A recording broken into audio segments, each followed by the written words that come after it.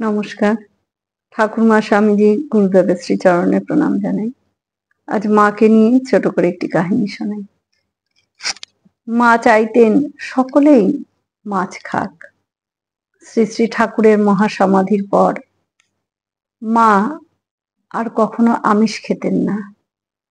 পরবর্তীকালে এই দেখে তার বহু ভক্ত সন্তান নিরামিষাশী হয়েছিলেন। তাদের নিরামিষাশী হওয়ার কারণ জিজ্ঞাসা করা হলে তারা বলতেন, যেহেতু মা আমিষ খান না সেহেতু তারাও আর খাবেন না। আর এই মনোভাব নিয়েই এক ভক্ত কোঠারে মাকে দর্শন করতে যান, কিন্তু তার মনের ভাব তিনি অন্য কাউকেই ব্যক্ত করতে চাননি। শ্রী শ্রী মাতা ঠাকুরানীকে দর্শনের পর যখন তিনি তার প্রসাদ পেতে মধ্যাহ্ন ভোজনে বসেছেন, তখন গোলাপ মা এসে মায়ের নাম করে ওই ভক্তটিকে মাছ খেতে বললেন, কিন্তু তিনি কিছুতেই তার সম্মত হলেন না। গোলাপ মা তাও পুনরায় তাকে বললেন, মা যে খেতে বলে পাঠালে বাবা, তাও তিনি অসম্মত হলেন।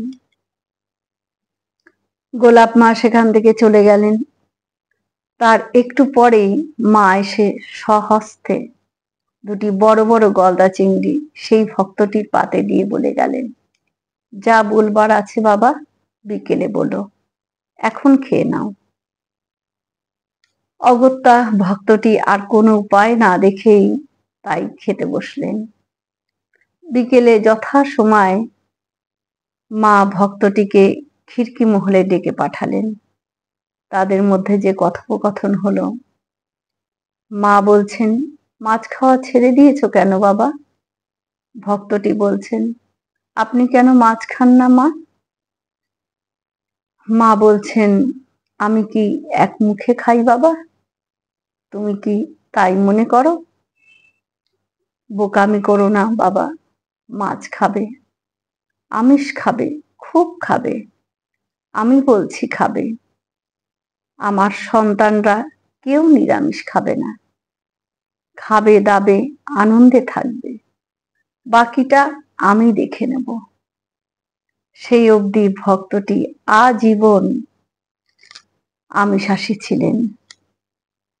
এমনই আরেক মহিলা ভক্তকে মা বলেছিলেন, মাছ খাবে মা, মাছের তেলে মাথা ঠান্ডা রাখে। খাওয়ার মধ্যে কি আছে মা, জিহ্বাকে কষ্ট দিয়ে কিছু করতে নেই, যা মন চায় তাই খাবে। একটি সন্দেশ খাওয়ার বাসনা থাকলেও জন্ম জন্ম ধরে ঘুরে বেড়াতে হয় মা, মুক্তি হয় না। খেয়ে দে মনকে শান্ত করে তার নাম করবে। সন্ধেবেলা জপ করার আগে কিছু মুখে দিয়ে তারপর জপে বসবে। এতে জপও ভালো হবে, পেটও ঠান্ডা থাকবে। জয় মা শারদা।